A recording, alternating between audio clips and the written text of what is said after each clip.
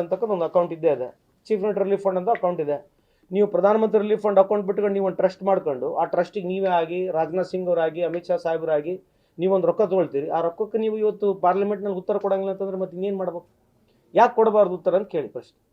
ನೀವು ಈ ದೇಶದ ಪ್ರಧಾನಮಂತ್ರಿ ಆಗಿ ನೀವೇ ಒಂದು ಟ್ರಸ್ಟ್ ಮಾಡ್ಕೊಂಡು ಸುಮಾರು 20,000 ಕೋಟಿ ತೊಗೊಂಡು ನೀವು ಉತ್ತರ ಕೊಡೋದಲ್ಲ ಅಂತಂದ್ರೆ ಇದಕ್ಕೇನು ವ್ಯಾಲ್ಯೂ ಇದೆ ಈ ದೇಶದ ವ್ಯವಸ್ಥೆಯಲ್ಲಿ?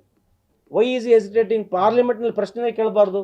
20,000 ಕೋಟಿ ದೇಶದ ಜನ ಪ್ರೈಮ್ ಮಿನಿಸ್ಟರ್ ರಿಲೀಫ್ ಫಂಡಿಗೆ ಕೊಟ್ಟಿರ್ತಕ್ಕಂಥ ದುಡ್ಡನ್ನು ಕೇಳಬಾರ್ದು ಅಂತಂದ್ರೆ ಇದು ಯಾವ ಧರ್ಮ ಹೇಳಿ?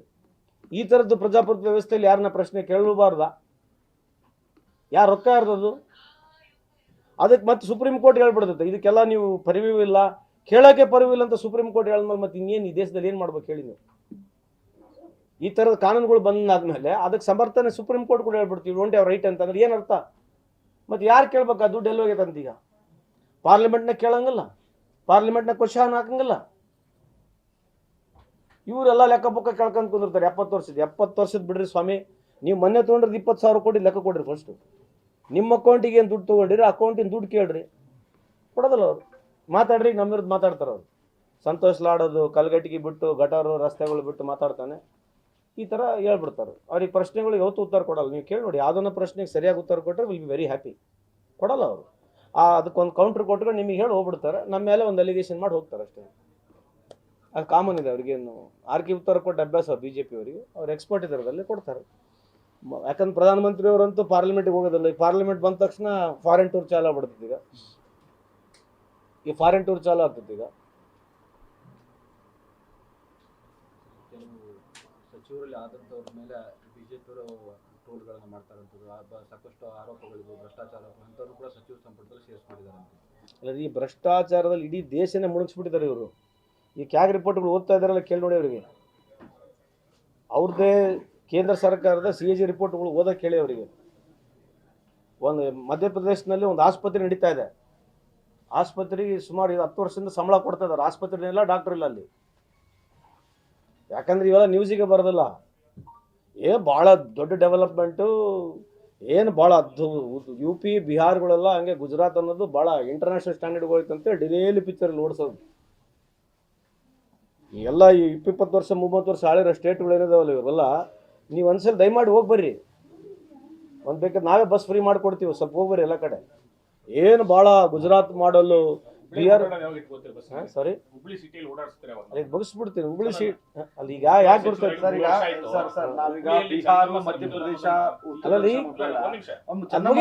ಮುಗಿಸ್ಲಿ ಹೇಳಿ ಪ್ಲೀಸ್ ಹೇಳಿ.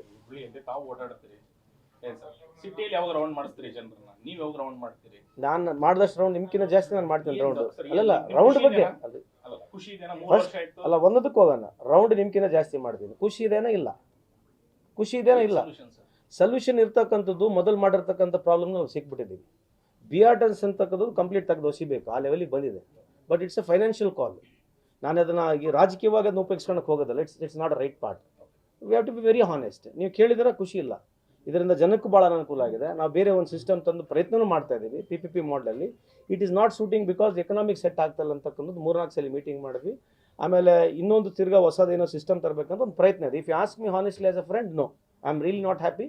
ದ BRTs ಸಿಸ್ಟಮ್ನಲ್ಲಿ ಜನಕ್ಕೆ ಭಾಳ ಅನುಕೂಲ ಆಗ್ತಕ್ಕಂಥದ್ದು ವಾಸ್ತವಾಂಶ ಇದೆ. ಅದಲ್ಲ, ಅದನ್ನು ಇಂಪ್ಲಿಮೆಂಟ್ ಮಾಡಿ ತೆಗಿಬೇಕಂದ್ರೆ ಒಂದು ಡಿಪಾರ್ಟ್ಮೆಂಟ್ ಇದೆ, ಒಂದು ವ್ಯವಸ್ಥೆ ಇದೆ. ಐ ಕೆನಾಟ್ ಜಸ್ಟ್ ಅಬ್ರಪ್ಟ್ಲಿ ಆಗಲಿ ಸರ್ಕಾರ ಆಗಲಿ ತೆಗಿಯಕ್ಕೆ ಬರೋದಿಲ್ಲ.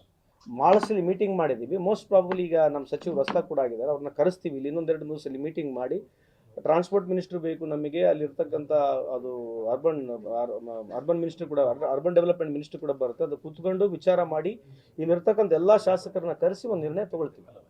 ಅಲ್ಲ, ನೀವು ಅದು ಸ್ಕ್ರ್ಯಾಪ್ ಮಾಡ್ಬೇಕಂತೀರಿ. ಸರಿ, BRTs ಬಸ್ಗಳನ್ನು ಗೋಕುಲ್ ರೋಡಲ್ಲಿ ಓಡಿಸ್ತೀರಿ, CBTಗೂ ಓಡಿಸ್ತೀರಿ, ಧಾರವಾಡದಲ್ಲೂ ಹೋಗುತ್ತೆ. ಆಗಿರುವಾಗ ಆ ಬಸ್ಸನ್ನು ಮುಕ್ತ ಮಾಡಿ ಎಲ್ಲ ಬಸ್ ಓಡಿಸಲ್ಲ, BRTs ಓಡಿಸಿ ಸಾರ್ವಜನಿಕರಿಗೆ ಮುಕ್ತ ಮಾಡಲ್ಲ. ಕಾನೂನು ಆಮೇಲೆ ನೀವು ತಿದ್ದುಪಡಿ ಮಾಡ್ಕೊಡ್ರಿ. ನೀವು ಕರೆಕ್ಟ್, ನೀವು ಹೇಳಿದ್ ಕರೆಕ್ಟ್ ಇದೆಯಾ? ಅದಕ್ಕೆ ನಾನು ಅಬ್ರಪ್ಟ್ ಆಗಿ without a consent of government ಅವರ policy I cannot do it. ಮಾಡ್ತೇನೆ. ಇನ್ನೊಂದು ವರ್ಷ ಅಲ್ಲಲ್ಲ, ಇನ್ನೊಂದು 6 months ಆಗ್ಬೋದು. I have to be very honest. ಅಲ್ಲ, ಆಗ್ಬೋದು ಕೂಡ. I cannot honestly I have tried my best. ಯಾಕಂದ್ರೆ ಇಲಾಖೆ ಒಂದು ಯಾವುದೋ ಒಂದು ಸರ್ಕಾರದ ಒಂದು ಯೋಜನೆ ಬಂದಾಗ ಅದು ತೆಗಿಬೇಕು, ಕ್ಲೋಸ್ ಮಾಡಬೇಕಂದ್ರೆ ಅದಕ್ಕಾದಂಥ ಪ್ಲಸ್ ಮೈನಸ್ಗಳಿದ್ದಾವೆ. Because lot of financial obligations ಇದೆ. ಹಂಗಾಗಿ ಐ ಬೀನ್ ಹಾನೆಸ್ಟ್.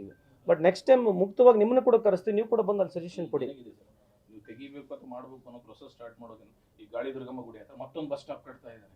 ಎಷ್ಟು ಇಕ್ಕಟ್ಟು ರಸ್ತೆ, ಅಲ್ಲಿ ಓಡಾಡಕ್ಕಾಗಲ್ಲ. ಈ ಥರ ಮತ್ತೆ ದುಡ್ಡು ಹಾಳಲ್ವ ಅದು? ಖಂಡಿತವಾಗ್ಲೂ ಹಾಳಾಗ್ತಾ ಇದೆ ದುಡ್ಡು. ಪ್ರೊಸೆಸ್ನಲ್ಲಿ ನಾವು ಸ್ಟಾರ್ಟಿಂಗ್ ಮಾಡಿದಾಗ ಕೆಲವು ನಾವು ಅಬ್ಜೆಕ್ಟ್ ಮಾಡಿದ್ವಿ, ನಮ್ಮದೇ ಇತ್ತು. ನಾನು ಕೂಡ ಹೊಸದಾಗಿ ಒಂದು 6 ತಿಂಗಳ ಮಿನಿಸ್ಟರ್ ಇದೆ. ಈ ಒಂದು ನಾವು newly government had come we object ಮಾಡಿದ್ವಿ ಅವಾಗ, but we could not, because successive ಗೌರ್ಮೆಂಟ್ಗಳು ಯಾವುದೋ ಒಂದು ಪ್ರಾಜೆಕ್ಟ್ ಅನ್ನಾಗಿ ಇಂಪ್ಲಿಮೆಂಟ್ ಮಾಡ್ತಕ್ಕಂಥದ್ದು ದಟ್ಸ್ ಡೆಮೋಕ್ರೆಟಿಕ್ ಸಿಸ್ಟಮ್ ಇದೆ. ನಾನು ಅದ್ರ ಬಗ್ಗೆ ಇಲ್ಲಿ ವಿರುದ್ಧ ಮಾಡಿದೆ ಉಪಯೋಗಿಲ್ಲ. But honestly if you ask me, yes delay ಆಗಿದೆ. ನೀವು ಕೇಳಿರೋದಕ್ಕೆ ಪ್ರಶ್ನೆಗೆ ನನಗೆ ಖುಷಿ ಇದೆ, ಇಲ್ಲ ಆ ವಿಷಯದಲ್ಲಿ ಖುಷಿ ಇಲ್ಲ. ಹುಬ್ಬಳ್ಳಿ ಧಾರವಾಡ ಪರಿಸ್ಥಿತಿ ಸರ್, ಮಳೆ ಬಂದರೆ ತಗ್ಗು